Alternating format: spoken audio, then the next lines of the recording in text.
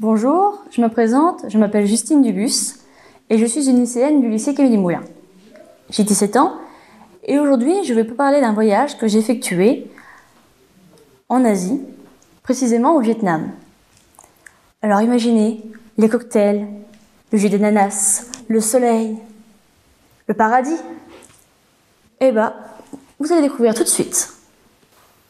Mais juste avant ça, je voudrais vous faire une partie histoire. Car souvent, il y a un petit peu de clichés sur le Vietnam. Comme par exemple, oh, il fait chaud, il y a des moustiques.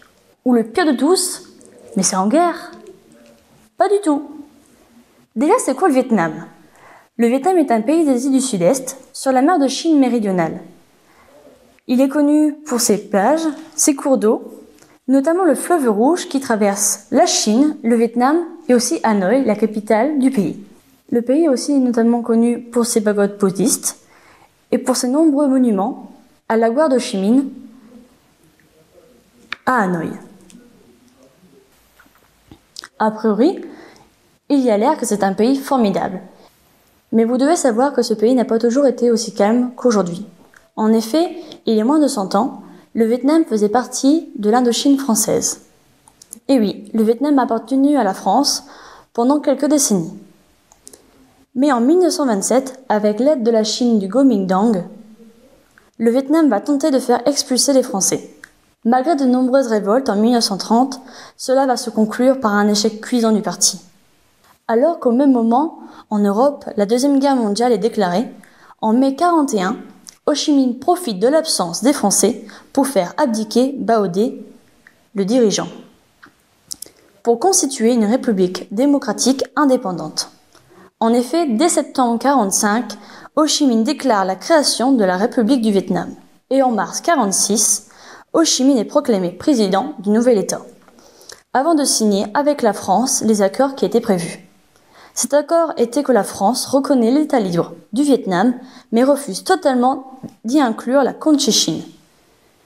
Et ne promet que lors de la conférence de Fontainebleau que cela n'est qu'un référendum.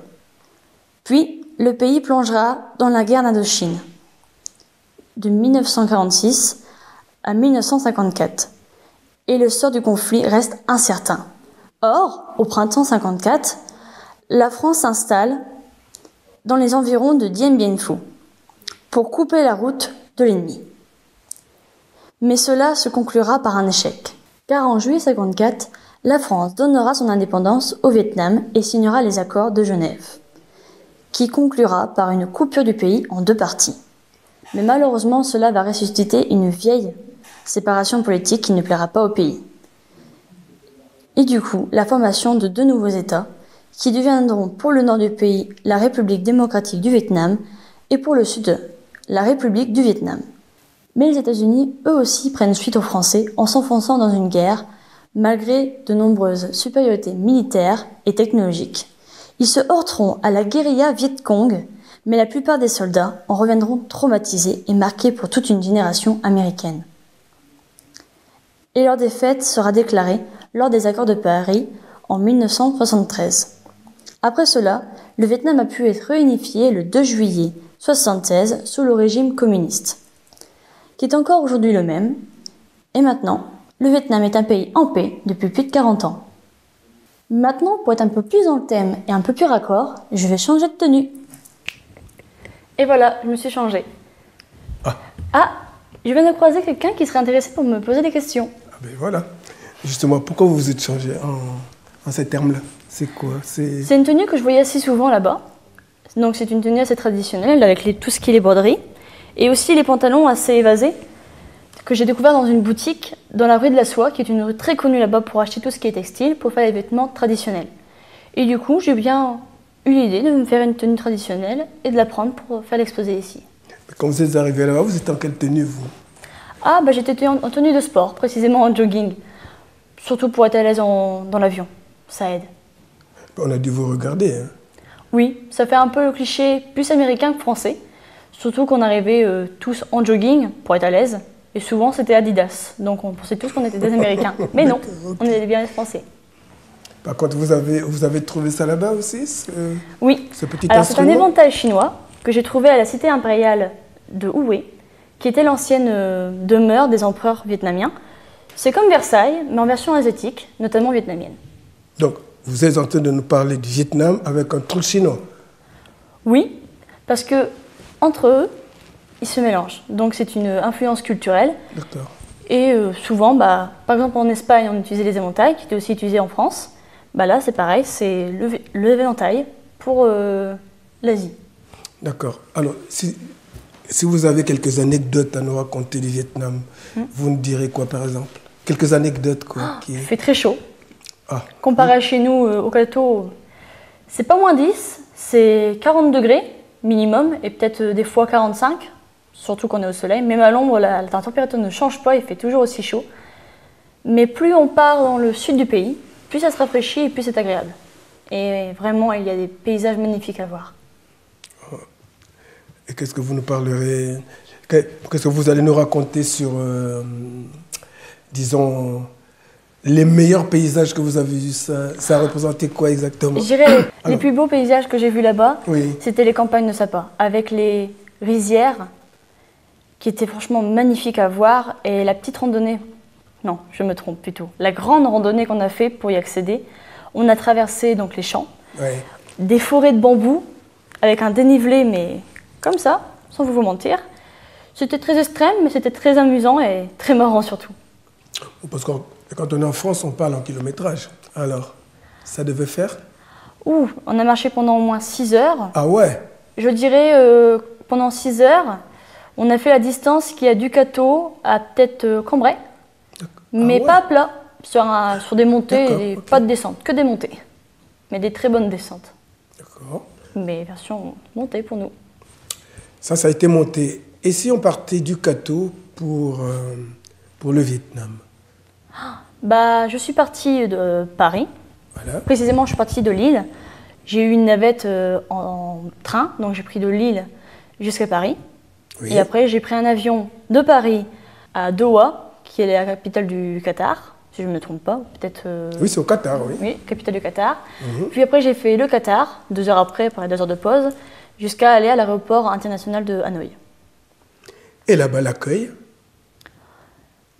Franchement, c'était impressionnant parce que le touriste est très bien accueilli parce qu'on veut donner une très bonne image du pays. Et franchement, on ne sentait pas qu'ils faisaient cela de manière forcée, mais assez agréable. Pour eux, c'est bien d'avoir des étrangers qui viennent dans le pays. C'est naturel, quoi, d'accueillir. Oui. Ça leur fait plaisir parce qu'au moins, ils découvrent un petit peu l'étranger, ils partagent leur culture et au moins, ça les aide un petit peu. Et au moins, ça fait un petit peu de travail aussi. Quelles sont les principales questions qu'ils vous posent quand vous arrivez comme ça? Ils nous demandent déjà d'où on vient, donc on dit France, parce qu'on croit souvent qu'on vient des États-Unis, mais pas du tout. Donc quand on dit France, tout de suite ça vient Tour Eiffel, Paris. Après, il y a aussi les musées qui viennent, donc le musée du Louvre. Après, des fois, ils essayent de dire le prénom du président, donc des fois on a Hollande, mais non, ce n'est plus lui. C'est Macron, mais du coup, c'est marrant parce qu'au moins on leur dit que non, c'est Monsieur Macron qui est désormais président. Ben oui, mais bon, l'histoire ne s'applique pas à tout le monde de la même façon, de toute façon. Bon, et alors, quand vous visitez le pays, qu'est-ce que vous trouvez d'extraordinaire par rapport à la France, quoi, d'extraordinaire? Déjà, la circulation là-bas. Nous, en France, on roule à droite, on conduit, on a un code de la route à respecter, les feux. Moi, quand je suis arrivée, j'étais principalement dans le centre-ville de Hanoï, donc la vieille partie de la ville. Donc les rues sont très étroites, c'est un peu comme Paris, mais en vieux. Et c'est impressionnant parce qu'il y a plein de scooters dans tous les sens. Plein. C'est incroyable. Nous, en France, on ne voit que des voitures, un petit peu de scooters et un petit peu de motos. Là, c'est peut-être une voiture pour 30 scooters. Oui. C'est incroyable. Et ça fait que ça. Et même s'il y a des feux, ils ne s'arrêtent pas forcément. Et les passages piétons, c'est à tes risques et périls. Il faut croiser les doigts pour ne pas être écrasé. Vous nous disiez en aparté que les trucs se font dans la rue, un peu partout, tout ça. Oui. Alors, qu'est-ce qui fait la différence avec la France dans ce domaine-là? Justement, par rapport à ça, c'était dans les premières sorties qu'on a fait après notre installation à l'auberge. Donc on fait un tour dans la ville, donc après les péripéties en essayant de traverser sans se faire écraser. On arrive dans les différents quartiers, et donc les quartiers par exemple pour la soie, pour tout ce qui est menuiserie, tout ce qui est les fonderies, tout ça pour tout ce qui est les métaux. Et à un moment, je me rappelle encore, on passait dans une rue, le trottoir était très large, Ouais. et quasiment tout le trottoir était utilisé pour... en fin de compte, c'était une maison, mais en extérieur. Donc il y avait la D'accord. grand-mère qui faisait à manger, le fils, notamment son fils, donc le papa qui faisait la soudure d'un meuble en fer Tout ça sur le trottoir. sur le trottoir. Et juste à côté, il y avait certainement sa femme qui était en train de laver son petit garçon sur le trottoir. On s'y attend pas déjà de une. Ouais. Mais en même temps, on se dit, si c'est comme ça, c'est comme ça. De toute façon, vous n'étiez pas parti pour changer les choses. Non. Bon, voilà.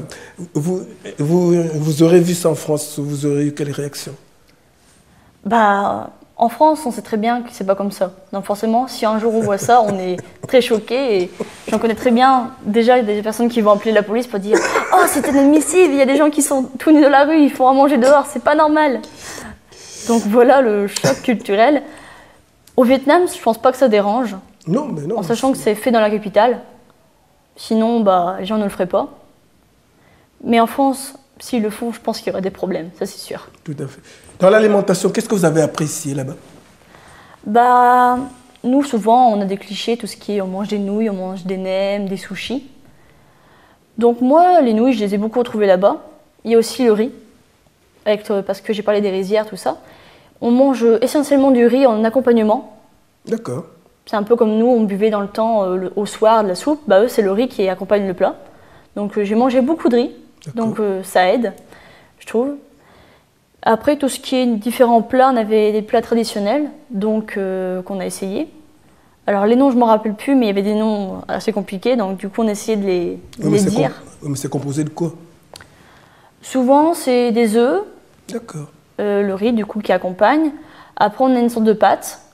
Des fois, on a une sorte de pain aussi. Mais selon les plats, ça diffère. Vous avez parlé des sushis tout à l'heure.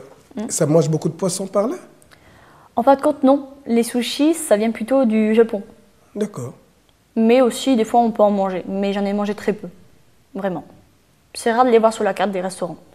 C'est pas typique de là-bas, mais on en mange. Et qu'est-ce que vous avez bu là-bas? De l'eau, essentiellement. D'accord. Et je tiens à préciser qu'il faut surtout prendre de l'eau en bouteille. Car là-bas, des fois, il y a des risques que l'eau soit pas très bonne. Et nos moniteurs nous disaient toujours, si vous avez un verre de boisson avec des glaçons, retirez les glaçons tout de suite parce que c'est un coup à tomber malade et d'avoir à la diarrhée. Donc du coup, dès qu'on voyait de l'eau dans une carafe, on n'y touchait pas, donc on prenait que l'eau qui était fermée en bouteille. Et d'où vient l'eau en bouteille? Et l'eau en bouteille, au moins on est sûr de ne pas tomber malade. Mais d'où vient cette eau en bouteille? C'est fait là-bas. D'accord. Donc je me rappelle très bien, c'était des bouteilles avec le mot la vie. Donc on se dit c'est marrant quand même, des bouteilles vietnamiennes où c'est écrit français, donc on n'est pas habitué. Et en fin de compte, c'est Nestlé qui fait des bouteilles d'eau là-bas. Ah, d'accord. Bon. Donc voilà. Donc c'était plus rassurant pour vous de... Oui, c'était plus rassurant, mais à partir du moment où on voit une bouteille et que c'est fermé et qu'on peut l'ouvrir et on entend le clic, on est sûr que l'eau elle est bonne. Mais moi franchement, des fois, on n'a pas le choix. Des fois, on a très soif et on n'a plus d'eau dans nos bouteilles, on n'a plus les moniteurs avec nous pour acheter de l'eau. Des fois, quand on était à quartier libre, donc des fois, on prenait une boisson. Pour les peu de fois que j'ai pris des boissons et des glaçons, j'ai pas été tombée malade. Mais il y en a, ils n'ont pas eu le transit facile malheureusement. Mais moi, ça allait, j'ai eu de la chance. Est-ce que vous êtes tombé dans une fête vietnamienne? Oui. Alors? Mais pas une fête traditionnelle, c'était une fête qui était organisée par la ville de Hanoï. C'était une sorte de petit concours, pour ce que j'ai compris, où ils exposaient des photos des enfants qu'ils ont fait dans les écoles. Et des fois, des élèves étaient invités avec leur famille à se présenter, à dire leurs talents, qu'est-ce qu'ils aiment dans leur famille. Par exemple, ma maman, elle travaille dans la soie, elle fait des vêtements très beaux, donc du coup, ça fait un peu de pub pour la famille. Et j'ai bien aimé parce que c'était en même temps relié à la chaîne nationale là-bas, mais ça restait très amusant, c'était très sympa, on ne sentait pas l'affluence du « Ah, regardez, il y a telle personne, nous on fait ça, on fait ça ». C'était bien, c'était intéressant, et on voyait que les enfants, ils étaient contents, et même la famille, de partager leur savoir-faire, leurs idées, tout ça, c'était vraiment sympa. Il y a de l'artisanat là-bas. Oui. Par exemple, pas à Hanoï, mais dans une autre ville, notamment à Tam Coc, on a eu la proposition de partir de faire des vêtements traditionnels dans une boutique d'une couturière là-bas, qui parle très bien français, soit des en passant. Malheureusement, je ne sais plus son nom, mais elle était super gentille. Et il y avait différents modèles, donc notamment des hauts, pas comme celui-ci. Malheureusement, moi, j'ai pas fait de vêtements traditionnels faits par cette femme. J'ai acheté des vêtements déjà faits dans une boutique. Et elle a proposé par exemple des robes, aussi des pantalons un peu dans ce style-là, évasés. Après, il y avait des sortes de hauts un petit peu dans le style asiatique, donc avec les boutures comme ça, avec un col en V et des différentes manches. Et c'était vraiment sympa parce qu'on voyait tout le savoir-faire typique de la couturière vietnamienne. Et on voyait qu'elles faisaient leur travail avec envie et c'était au millimètre près, les vêtements étaient parfaits. C'est-à-dire que vous les avez vus au travail? Je les ai vus au travail faire tout ce qui est les repères, donc tout ce qui est installer le vêtement, mesurer les vêtements pour que ça aille à la personne.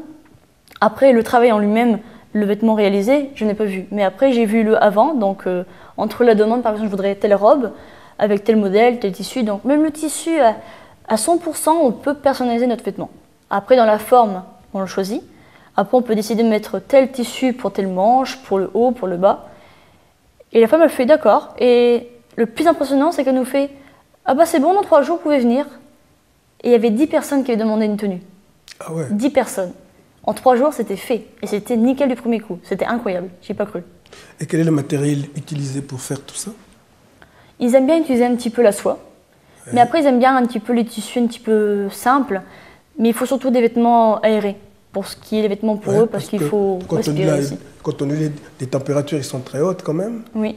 Mais le plus impressionnant là-bas, c'est par exemple nous, on se baladerait même en short, maillot. Moi, franchement, tous les jours, j'étais une fontaine. Ça coulait, ça coulait, ça coulait. Oui, mais bon, et il y avait des gens, ils étaient en jean ou en costard comme vous, et ils ne transpiraient pas. Oh. C'était incroyable. J'arrivais pas à y croire. Mais les gens ils disaient, bah non, on est habitués. Donc, j'espère que c'est vrai, parce que c'est quand même bizarre. Mais, par contre, pour coudre tout ce que vous êtes en train de me dire là, ils ont des machines spéciales? Je me rappelle qu'ils étaient 2, donc la femme et son employé. Oui. Et après, au niveau machine, c'était une petite boutique, donc je pense pas qu'ils avaient des grandes machines, mais les machines de couture traditionnelles, pour la couture comme chez nous, la machine à coudre. Donc je pense que ça doit être bon, ça. La première fois que vous avez ouvert une boîte de conserve, vous avez trouvé quoi dedans? Ah, j'ai pas mangé de conserve. D'accord. J'ai mangé qu'au restaurant. Ah. On a eu du luxe, on a été chanceux. C'était vraiment du luxe, hein? Bon, oui. Alors, bon. Et vous avez bu quoi? Vous dites que vous avez bu de l'eau, c'est ça? Oui, essentiellement on a bu de l'eau. Et après, quand on ne buvait pas de l'eau en dehors des restaurants, c'était de l'eau. Mais quand on était au restaurant, on nous proposait bien sûr de l'eau. Mais souvent c'était de l'eau en carafe ou de l'eau prise au robinet, donc on préférait pas prendre. Souvent, ça revenait, c'est toujours Coca, Pepsi, et moi notamment, c'était 7-Up. Donc c'est l'influence extérieure? Oui. Donc voilà. C'est beaucoup l'influence extérieure, mais malgré tout, ils restent quand même propres à leur culture. C'est ça qui est bien. Si demain on propose ça dans votre établissement pour ceux qui veulent partir, quels arguments vous leur donnerez réellement pour y aller? Ah, les arguments que je leur donnerais, ce serait allez-y, car c'est un autre continent. Il faut sortir de l'Europe des fois, parce que même en Europe, des fois, même à l'autre bout, on reste quand même européen. Partir en Asie, c'est vraiment une culture très différente et c'est enrichissant parce qu'il y a une différente religion, tout ce qui est le bouddhisme. Après, en sachant qu'il y a eu l'influence un petit peu des Français lors de la guerre d'Indochine, on retrouve un petit peu des influences françaises, pas énormément, mais on en retrouve. Parce que là-bas, il y a des gens, leur profession, c'est moniteur, donc ils nous présentent le pays, ils nous font guider. Et avant, ces gens-là, c'était des professeurs de français qui parlent vietnamien et français couramment, et d'un français excellent, qui est admirable des fois. Oui. Et aussi, c'est un beau pays à voir, les paysages sont sublimes. J'ai vu la baie d'Along, c'est une baie magnifique, qui est malgré tout incroyable et immense. Et malgré tout le temps que j'ai eu à la visiter, on n'a pas eu assez de temps, car c'est immense, c'est super, il faut vraiment y aller, c'est un pays incroyable. Et au moins, ça change de la France aussi. Bah oui, forcément. Est-ce que vous êtes intéressé à la culture du riz? Un petit peu. On a découvert que là-bas, ils faisaient un seul plat pour justement permettre que le riz puisse mieux pousser. Et en fin de compte, le système qui font que c'est par étage, c'est pour qu'il y ait continuellement de l'eau. Comme ça, c'est toujours humide et il n'y a pas de mauvaises herbes qui s'installent. Parce que quand on voit les champs immenses, on se dit, mais ils ne peuvent pas mettre de machine, comment ils font? Ils font tout à pied. On se dit comment ils font pour tout débarrasser, retirer toutes les mauvaises herbes, c'est interminable. Et en fin de compte, ils nous expliquaient qu'en fin de compte, avec le système d'étage, il y a toujours de l'eau qui coule et du coup, il n'y a pas la possibilité d'installer des mauvaises herbes et donc du coup, ils ne sont pas embêtés à s'occuper de ça. Donc, si on se met dans la conclusion, c'est quand même une culture qu'il faut aller voir parce que ça nous paraît un peu... Elle est un peu lointaine, mais près de nous. Oui. Et si c'était à refaire? Je ferai plus les bêtises que j'ai fait là-bas. Ah, vous en avez fait des bêtises? Pas des bêtises du genre oh, on a fait le con. Non, c'est plutôt des bêtises du genre mettre du spray anti-moustique quand on va à tel endroit. D'accord. Parce que sinon, après, on finit par ressembler à un bibin d'homme. Donc c'est pas super. Et après, par exemple, être un peu plus sage à des moments où il faudrait. Ou se dire, en fin de compte, oui, il faut mettre des tenues appropriées, mais en fin de compte, on pouvait s'habiller comme on voulait, comme malgré tout. C'est juste que quand on visitait des endroits culturels, on devait mettre quelque chose pour protéger, pour dire de ne pas montrer nos bras ou nos jambes. Donc les vêtements du style short, tant que ça n'arrive pas au ras des fesses, c'est pas un problème. Mais je pouvais prendre des shorts qui arrivaient ici, mais moi du coup, vu que j'ai eu peur, j'ai pris des shorts qui arrivaient ici. Oui. Donc forcément, on a plus ou moins chaud avec des longueurs comme ça. Vous avez parlé des moustiques, ça vous a attaqué? J'ai une petite anecdote sur ça. Alors. Donc la première semaine, ça s'est très bien passé, nickel, oui. On mettait du spray. Mais franchement, avec la température qu'il faisait et avec les scooters, je pense que les moustiques n'avaient pas trop envie de venir. Donc du coup, après on est parti. On a fait une visite à Sapa, donc c'est la campagne là-bas. Et après, bien sûr, ils sont pas bêtes, ils prévoient beaucoup de moustiquaires. Ça allait. Pendant mon coucher, j'ai vu un moustique qui se baladait, j'ai réussi à l'écraser, donc j'étais sauvée. Mais malgré tout, il a quand même su me piquer, parce que le lendemain, j'avais une toute petite piqûre. Bon, ça va. Oui. Malgré que je suis allergique, j'ai pas eu trop de problèmes. J'avais des soins adéquats dans ma trousse. Donc on repart, on fait notre voyage, on va dans notre destination sans problème. 3-4 jours, on revient sur Hanoï et les moniteurs nous ont proposé de faire entre deux parce qu'on devait prendre une destination juste après, mais on avait peut-être quelques heures à tuer dans le temps pour pas s'ennuyer. Du coup, nous avons fait la surprise de partir dans une station aquatique, un peu comme un aqualude de mes versions vietnamiens. J'ai plus eu l'impression que c'était une usine abandonnée sur le coup, transformée en piscine, mais franchement, c'était super. Une piscine à vagues, il y avait un endroit où on pouvait faire de l'acrobranche et tomber dans l'eau, un plongeoir mais immense, plus haut que le plateau. Et sur le coup, on arrive et on nous dit il faut changer. On se dit on change où? Ils font vous changez là? Ah, mais là, il n'y a pas de cabine. Dans les toilettes. Donc, toilettes. Et j'ai pu faire la fameuse découverte des toilettes turques. J'ai beaucoup aimé. Bon, sur ce, ça ne va pas être problématique. Donc, des toilettes turques au Vietnam? Oui, il y avait des toilettes turques. D'accord. Alors, déjà de base, quand on a envie d'aller aux toilettes, on veut être pratique, mais toilettes turques, ça ne va pas être super. On ne va pas se mentir. Je ne vais pas vous poser des questions là-dessus. Non, on va éviter, je pense, c'est un peu cocasse. Non, je vais éviter. Donc du coup, on s'est changé, on s'est mis au maillot de bain. On revient au casier, donc c'était une grande salle avec tous les casiers qu'on puisse mettre nos affaires. Et je dis, c'est bizarre, je sens que ça me gratte à mes jambes. Et je regarde, il y avait au moins 5 moustiques qui étaient sur moi. Moi, bien sûr, en étant allergique, je panique. Donc du coup, je me mets à les écraser et à me remettre du spray vite fait. Du coup, après, ils sont plus venus. Donc tranquille. Je finis ma journée, on passe la journée au parc, ça se passe nickel. Le chlore, je pense que ça a beaucoup aidé parce que là-bas, le chlore est concentré, je pense, parce que vu comment mes yeux étaient rouges, au moins, ça fait fuir les moustiques. Pas de problème. Du coup, au soir, on a repris un train à couchette pour faire une nouvelle destination. La nuit s'est bien passée. Après, on était tellement fatigués, on a dormi. Et le lendemain, on s'est réveillé. On est descendu et on devait partir à l'hôtel. Donc, du coup, on a pris des sortes de Uber. Donc des taxis, mais le Uber version vietnamien. Version vietnamienne? Ouais, vietnamien. Et du coup, on prend le taxi, nickel. Tout le monde, ça se passe très bien. Et du coup, malheureusement, moi et d'autres personnes et notre monitrice, on ne trouve pas de taxi. Donc du coup, on se dit comment on fait. Donc du coup, on a dû prendre un taxi de là-bas, donc plus cher. Donc le monsieur, on essaie de négocier, parce que dès qu'ils voient des valises, ils n'aiment pas. Ah. Oui, parce que ça prend de la place. Ça prend de la place et aussi, ils ont peur qu'on leur abîme leur truc. Donc voilà. Heureusement, je crois qu'on a mis au moins 5 taxis à trouver. Waouh. Donc au bout du 6e, je pense que ça fonctionnait, je crois que c'était au moins le 6e. Donc on le prend, ça se passe nickel. On avait à peu près 10 minutes de voiture. Donc imaginez à pied. Du coup on se dit c'est bon, nickel, 10 minutes elles passent. Et au moment où il nous fait, il essaie de nous faire comprendre, dans un anglais plus ou moins compréhensible, qu'il ne peut pas aller dans la rue de l'hôtel parce que justement c'est interdit au taxi. On se dit c'est bizarre. Ouais, quand même. Mais on était tellement fatigués, on avait tellement marre, il faisait chaud. On a dit d'accord, et c'est vrai, il y avait un panneau qui disait justement les taxis n'avaient pas le droit d'y aller. Et au moment où on descend, il se met à foncer, mais à une vitesse, je ne saurais pas vous dire, mais une vitesse incroyable. On n'a pas compris. Bon, on s'est dit c'est normal, peut-être qu'ils conduisent comme ça là-bas. Ben oui. Et à un moment, ma monitrice, elle dit c'est bizarre. Elle regarde son téléphone, elle regarde l'adresse où on est, l'adresse de l'hôtel. Il nous a arnaqués. On s'est fait avoir. Il nous restait 5 minutes à pied. Du coup, on a fait les 5 minutes à pied avec les valises, que je tiens à préciser qu'ils faisaient 15 kilos pour la grande. J'avais aussi une autre petite valise cabine qui pesait 2 kilos. Et mon cartable avec tout ce qui est bouteilles d'eau, la nourriture qu'on avait pour le petit déjeuner. Donc 2 bouteilles d'eau bien remplies, mais des bonnes bouteilles, de 2 litres au moins. Donc du coup, ça m'a bien musclé les bras et les pieds. Et surtout les jambes, je trouve.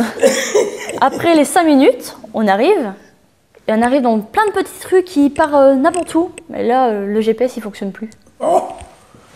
Alors, c'est la faute à pas de chance ou c'est vraiment... Je pense que c'est la faute à pas de chance, mais aussi qui aime bien châtie bien aussi, je dirais peut-être. Je vois ça. J'aime le 203. Ouais. Vous allez voir la 3e fois, ça va être super. On arrive enfin à trouver notre chemin. Notre monitrice vient nous aider. On arrive à l'hôtel, on s'installe, je me mets dans ma chambre avec les autres filles qui étaient avec moi habituellement. Je descends, je m'assis parce que franchement j'en en pouvais plus. Après avoir traité une valise qui fait 15 kilos et tous les autres trucs, on n'en pouvait plus. Et je m'assis. Et là mes jambes commencent à me brûler, comme si je m'étais brûlée au soleil. Ouais. Et là je vois que les moustiques m'avaient piqué au parc d'attractions aquatique. Ils n'étaient pas que 5. Plutôt, peut-être qu'ils étaient 5, mais ils se sont bien amusés, car j'avais au moins 30 piqûres. Donc, une belle colonie, quoi. Oui, ils se sont bien amusés. Pour eux, j'étais un super bien à tester. Ce test ne va pas vous interdire de repartir. Non, par contre, la prochaine fois, quand je partirai à ce parc aquatique, je n'y retournerai plus, ou soit je mettrai une bombe carrément sur moi pour les faire fuir. Car je vous jure que tout le long du séjour, avec la chaleur, les piqûres de moustiques, c'est horrible. Qu'est-ce que vous avez utilisé là-bas comme monnaie? Alors là-bas, on utilise le dong. Le dong. Parce que tout le monde croit que c'est le yen, mais le yen, c'est la monnaie chinoise. Et là-bas, c'est le dong. Donc c'est une monnaie, malheureusement, qui n'est pas très forte. Donc du coup, quand on convertit, c'est plus avantageux de convertir l'euro en dong que le dong en argent. Donc pour nous, c'est un avantage, mais pour eux, ce serait un désavantage, par contre. Ah ouais, mais non. Vous êtes en train de m'expliquer que s'ils viennent ici avec le dong, ils n'y gagnent rien. Ouais. Ils n'y gagnent absolument rien. Par exemple, s'ils partent là-bas avec, je ne sais plus exactement la valeur de l'euro et du dong au niveau monnaie, mais si par exemple eux ils partent avec un équivalent de 200 €, on pourrait dire un 200 € dong, là-bas quand ils arrivent en France, ça vaut peut-être plus que 50 €. C'est fou. D'accord. Bon. Moi, pour mon souvenir, j'avais économisé 200 € pour mon voyage. Et quand j'ai converti, ça m'a paru incroyable. En même temps, j'ai eu des étoiles dans mes yeux. Quand j'ai converti mes 200 €, ça me revenait à 3 250 000 dong. 3 millions. Vous étiez la plus riche du pays, je suppose. Je pense à ce moment-là. Presque. J'ai gagné l'euro-million, mais on a en Vietnam. C'est magique. Bon, ben voilà. En tout cas, moi, j'ai été très heureux de savoir un tout petit peu comment s'est passé votre voyage. Moi également. Et quelques renseignements qu'on n'a jamais ici sans avoir voyagé.